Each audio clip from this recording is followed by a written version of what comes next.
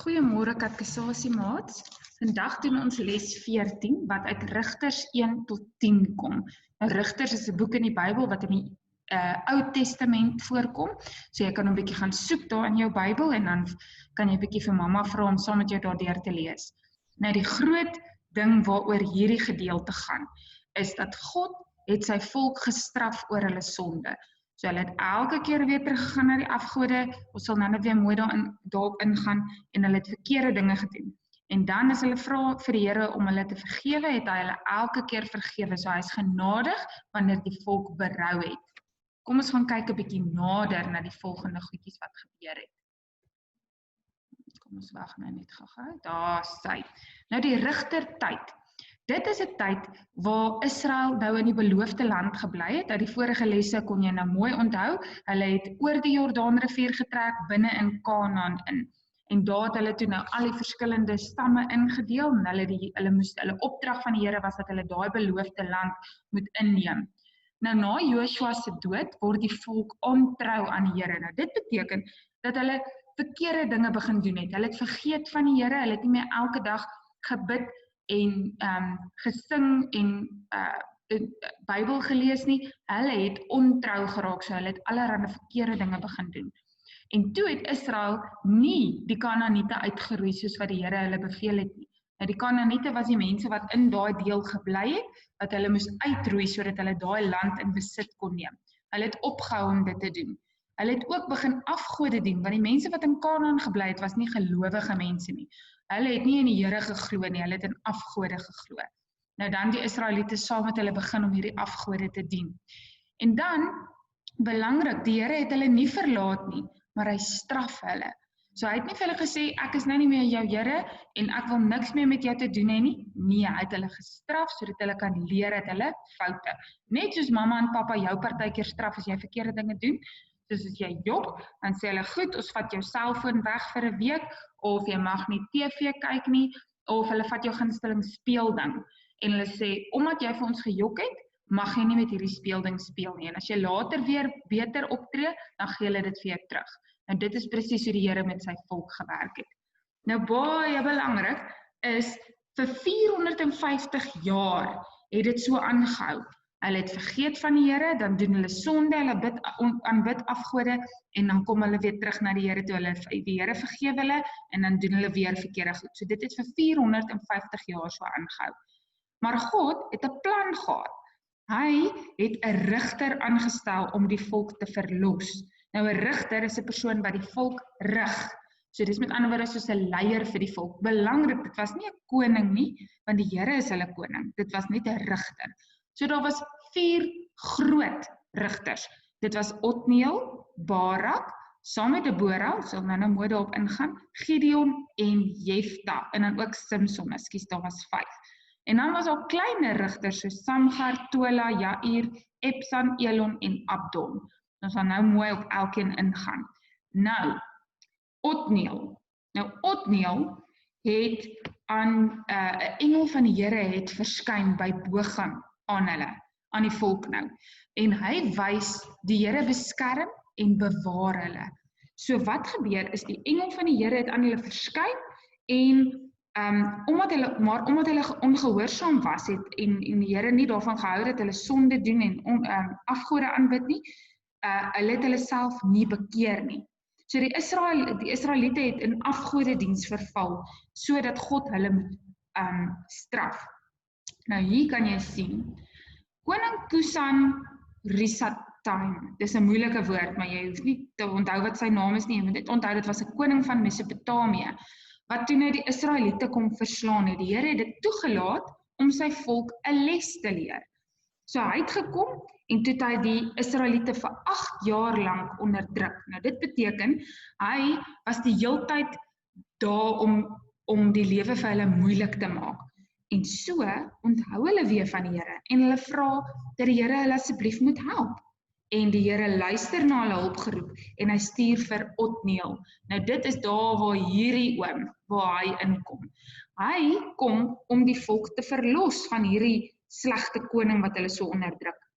Nou, wat toe nou gebeur het, is nadat hy die die lelike koning uitgeroei het of verslaan het daar 40 jaar lank vrede vir Israel was daar vrede vir hulle.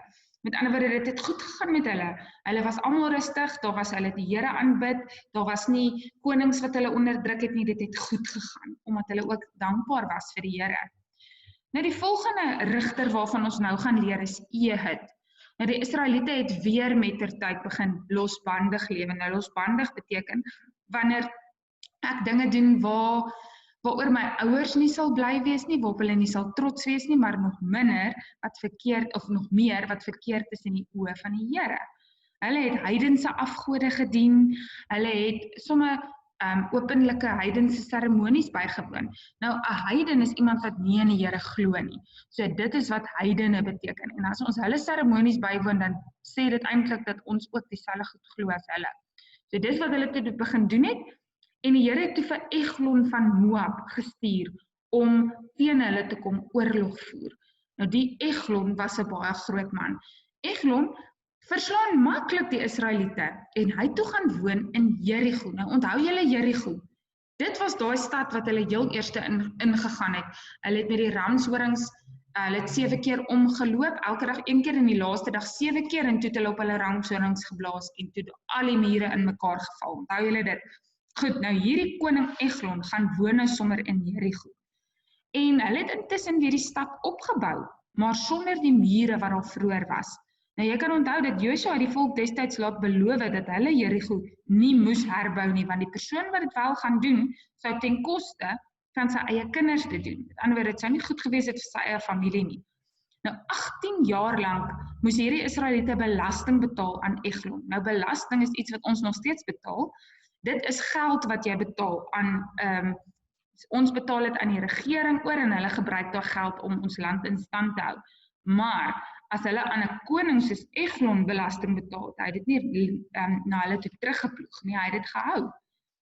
Nou, die las het vir die Israeliete te swaar geword en hulle besef weer, hulle moet hulle bekeer en die Here smeek vir genade, want sonder hom kan hulle dit nie doen nie. En die Here luister na hulle opgeroep en hy stuur vir Ehud, die seun van Gera, en hy's 'n Benjaminiet. In ander woorde, hy kom van die Benjaminiete af. Nou, hier gaan ons aan met Ehud se storie. Hy moes toe die Benjaminiete se belasting vir die koning gaan oorbetaal. Nou, die man was links. Hier kan jy mooi sien op die prentjie. Hy was links, en gewoonlik het hulle swaarde aan hierdie kant gesit, aan hulle linkerkant, sodat hy hom met sy regterhand kan uithaal en dan kan veg met sy sterkant. Maar hierdie man Ehud was links, en wat hy te doen is, hy bære sy swaard aan sy regterkant. En wat doen die mense toe hy gaan belasting betaal? Toe ondersoek hulle net sy linkerkant. So hulle het gedink, okay, die man, almal dra hulle swaarde aan hulle linkerkant, hulle ondersoek net die linkerkant en hulle kry nie 'n swaard nie. So hy is met ander woorde vir hulle iemand waaroor hulle nie bekommerd is nie, hy gaan nie kom oorlog voer of iemand skelm wil doodmaak nie. Maar hy was baie slim. Hy gee toe die belastinggeld en hy draai die mense wat hom gehelp het om die geld te dra, laat hy uitgaan. En hy sê vir die koning, hy moet vir hom 'n geheim vertel. So stuur die koning toe almal wat saam met hulle in die vertrek was uit, sodat hy alleen kan wees. En so vat Ehud toe daai swaard wat aan sy ander kant was en hy maak daai lelike koning dood. Nou daarna het Ehud na Efraim gegaan en die ramshoring geblaas om die volk te roep vir oorlog. So nou was die koning dood wat hulle so onderdruk het, so nou kon hulle weer daai Jerigo gaan terugvat vir hulle, soos wat die Here hulle beloof het. Hulle verslaan dan die Moabiete met die Here se hulp, en daar volg weer 80 jaar van vrede. Dus sien julle, daar's 'n patroon. Elke keer kom daar slegte goed, die volk sê weer, hulle het vir die Here nodig, hy help hulle, hy stuur vir hulle rigter en dan is daar ruk lank vrede. Nou die volgende ouetjie waarvan ons leer sy naam is Samgar. Die Filistyne val vir Kanaan aan van die weste kant en hulle maak baie mense dood. So baie van die Israeliete het toe dood gegaan. Die volk vra weer vir die Here se hulp en hulle weet hulle kan nie sonder hom nie en hy stuur vir Samgar om hulle te verlos. Nou Samgar het 'n stok waarmee 'n mens osse aanjaag geneem en hy het meer as 600 Filistyne daarmee doodgemaak. Die ander Filistyne het so groot geskrik dat hulle weggehardloop het na hulle eie lande toe. Nou Samgar word nie gewoonlik as 'n rigter gereken nie, omdat die Bybel nie sê hy is as 'n rigter gestuur nie, maar hy het hulle wel kom verlos. So hy is wel genoem in die Bybel. Nou kom die storie van Barak en Debora. Nou julle het seker al hierdie woorde gehoor, Barak en Debora. Nou na Ehud se dood, daai lelike koning, het God weer die volk gestraf deur die koning van Kanaan. Nou die koning was Jabin. Hy het toe nou gekom om die volk te onderdruk. Hy het 900 strydwaans, met 900 strydwaans gekom, onder aanvoering van sy leerowerste het hy skrikbewind gevoer. So hy het hulle laat skrik, hy het met 900 strydwaans gekom, en hy was baie wreed, hy en sy manne was baie wreed. So die Israeliete was nêrens veilig nie. Maar Israel het tot die Here bekeer en hy het hulle gered deur die profetes Debora te stuur. Nou hier's Debora. Dit is 'n prentjie wat hulle sê min of meer soos sy gelyk het. Nou die Here het vir Debora beveel om vir Barak te sê dat hy 'n leer van 10,000 man op die berg Karmel moet versamel. So sy sê toe vir Barak, bring 10,000 man, ons moet op die berg Karmel gaan staan. Barak was bang en hy dring daarop aan dat Debora saam moet gaan, want duidelik weet sy iets wat hy nie weet nie. Toe Barak hulle op die vlakte kom, stuur die Here 'n groot reën en 'n haalbui, en al daai strydwaans van die vyand sit vas in die modder. So sien julle hoe die Here ook vir Debora gebruik as 'n boodskapper, sodat hy sy volk kan red. Israel verslaan die vyand, want is nou maklik. Al daai strydwaans met al die manne sit in die modder vas, hulle kan nêrens heen gaan nie, en Israel verslaan hulle. Nou terwyl die vyand Sisera skuil in Jaal, 'n Israelietse tent. So hierdie koning, die vyand Sisera, skuil in Jaal se tent, en hy word doodgemaak terwyl hy slaap. En dan sing Debora 'n oorwinningslied. Hier kan jy sien hoe bly is sy. Sy sing 'n oorwinningslied omdat die Here gehelp het waar hulle hom nodig gehad het en waar hulle gevra het vir hom. En daarna is daar 40 jaar lank vrede. Nou die volgende ou, en hierdie man het julle definitief al van gehoor. Sy naam is Gideon. Nou die Israel begin weer afgode dien. En nou besef julle, dit was 'n hele patroon wat die hele tyd herhaal het. Hulle, dis maar soos wat ons elke keer iets verkeerd doen, en dan vra ons vir die Here, asseblief vergewe ons sonde, en elke keer vergewe die Here ons, want hy is eintlik ons baie, baie lief. Nou die Here stuur die Midianiete om hulle vir 7 jaar lank te onderdruk. Nou teen hierdie tyd weet jy presies wat beteken onderdruk of verdruk. Elke jaar met oestyd kom die soldate en dan vat hulle al die Israeliete se koring vir hulle. So dit waarin die Israeliete so hard gewerk het, hulle oes, kom hy is die Midianiete en hulle vat al daai koring vir hulle. Hulle roof ook al die Israeliete se vee. So hulle steel hulle skape en hulle beeste en al hulle goed.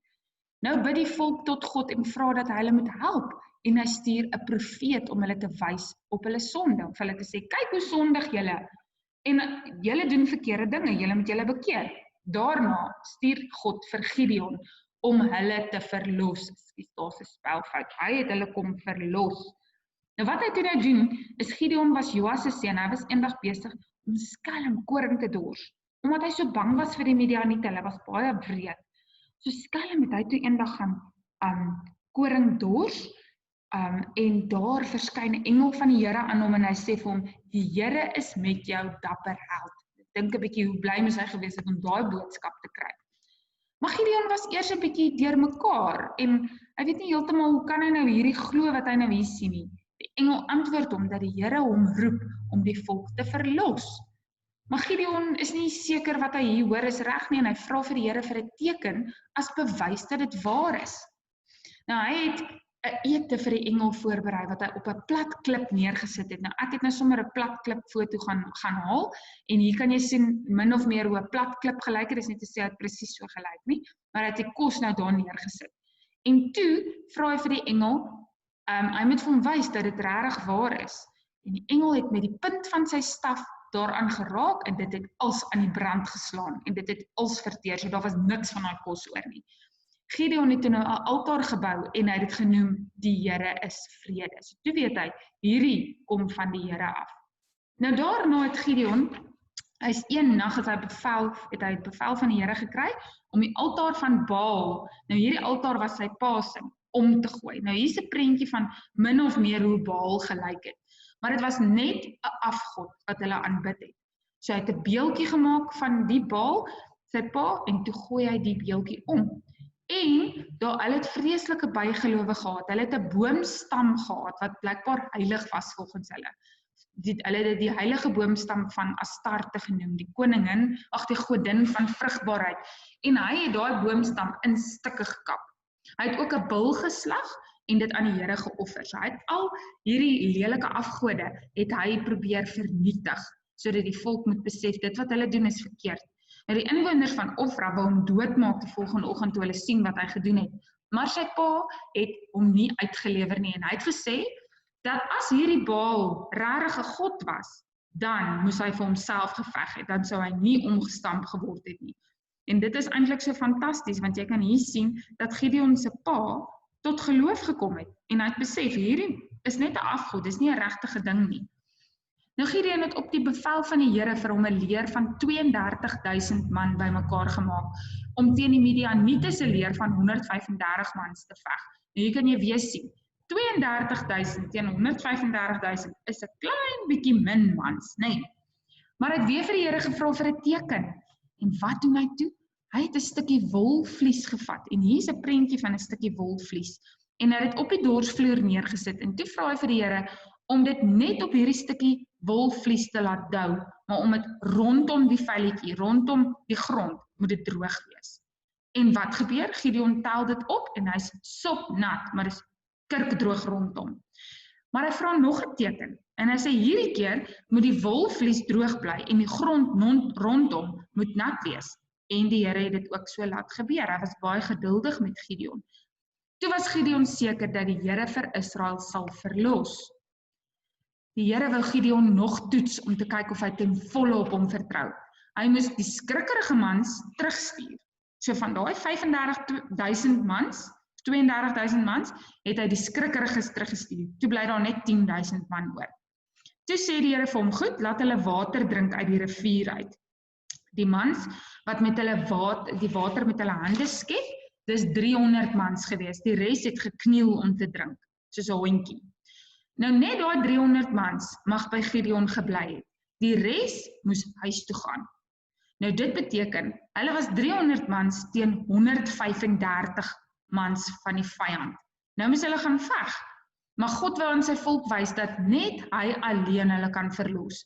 Geen getalle, baie mans wat dink hulle kan hulle verslaan, dis nie die mans nie, dis die Here. Dis nie die afgode nie, dis die Here. Kom ons kyk wat het toe gebeur. Hy en hierdie 300 man vertrek om die Midianiete aan te val. En die aand voor die tyd gaan hy, hierdie Gideon en een man, en hulle gaan 'n bietjie nader, en hulle luister af hoe een soldaat vir 'n ander een vertel wat hy gedroom het. Nou wat het hierdie man gedroom? Hy het gedroom dat ek net gou hier kyk. Hy het gedroom dat daar groot gars brood is wat die tent gaan omrol. En die ander soldaat het toe geantwoord dat dit daarop dui dat Gideon hulle sal verslaan. En hy was so reg, né?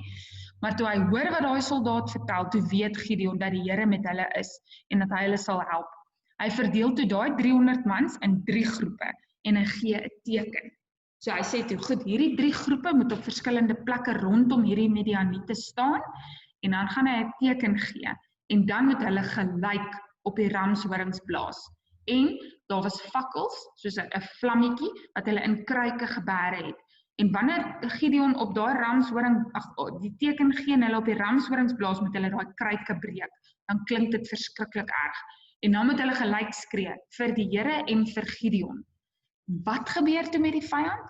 Al hierdie goed gebeur hier rondom hulle en hulle raak paniekerig en hulle begin mekaar aanval en die res van die manne vlug na die Jordaan toe. So hulle het heeltemal hulle verslaan. Nou die volk vra toe vir Gideon om hulle koning te word. Maar Gideon weier want hy sê die Here is hulle koning. Hy is nie hulle koning nie, hy is hulle rigter. Maar natuurlik dink almal Gideon is hierdie fantastiese man en dit gaan toe na Gideon se kop toe en hy sondig deur 'n skouerkleed van goud te maak. Sy vat toe van almal 'n ring, smel dit en maak vir hom 'n skouerkleed.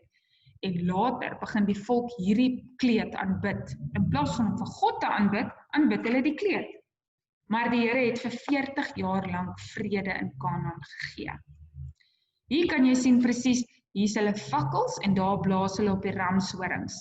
En hier kan jy ook nog sien min of meer hoe sy dit gelyk het. En hulle het hulle oorwin. Nou Gideon se seun Abimelech oortuig die Israeliete en Kanaan om hom koning te maak nadat Gideon dood is. So hy wil toe nou koning wees. 'n Bende help hom om 70 van sy broers te vermoor. Hy het baie broers gehad. Net Jotam, die jongste boetie, het ontsnap. Jotam het die Israeliete teen Abimelech gewaarsku. En het ook sy ondergang voorspel. So hy het die Israeliete gaan waarsku en gesê, hoorie, Abimelech is op pad. Hy's gevaarlik. Hy het 70 van ons broers doodgemaak en hy's op pad. Ons moet opstaan teen hom.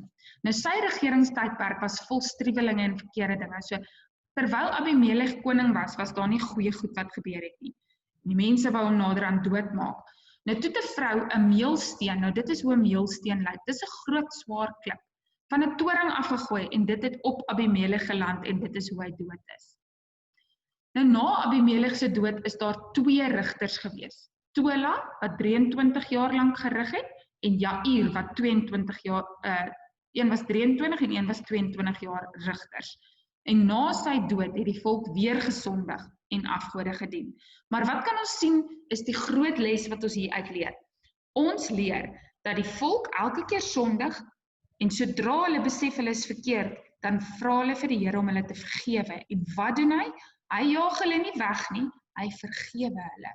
En dit is baie kosbaar, want die Here doen dit nog steeds vir ons elke dag. En dan moet ons dankbaar wees vir God se genade. Dankbaar wees dat ons ouers ons vergewe as ons verkeerd maak teenoor hulle. Dankbaar wees as 'n maatjie jou vergewe as jy lelik was met hom. Dankbaar wees vir elke liewe dag wat die Here by jou lewe toevoeg. En dankbaar wees dat die Here vir ons sonde gesterf het en dat ons vir altyd en altyd sy kinders kan bly.